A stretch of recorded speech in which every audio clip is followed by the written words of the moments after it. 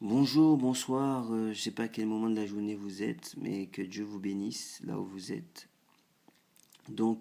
Cette première vidéo va traiter de l'Église adventiste du septième jour, dont j'ai fait partie pendant pas mal d'années, que j'ai quitté récemment pour des raisons doctrinaux et aussi des raisons d'affiliation, puisque j'ai découvert que cette Église avait des affiliations maçonniques, malheureusement. Vous avez bien entendu, des affiliations maçonniques.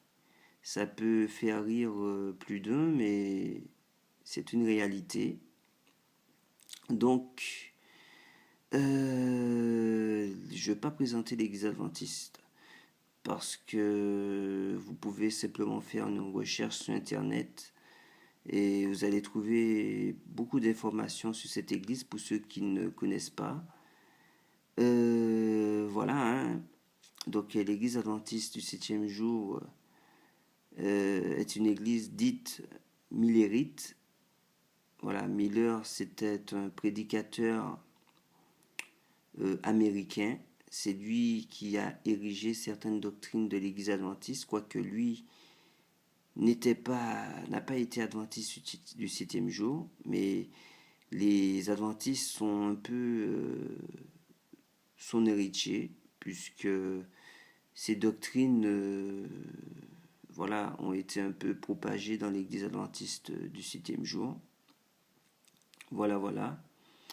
Donc, pourquoi cette image? Parce que cette image représente un peu l'image même de l'église adventiste du septième jour. Parce que comme vous pouvez le constater, vous voyez une flamme, une Bible ainsi qu'une croix. Si vous faites les contours de ce symbole, vous tomberez sur une pyramide. Alors, si vous avez un fascicule avec ce symbole dessus, vous faites juste les contours, vous tombez sur une pyramide.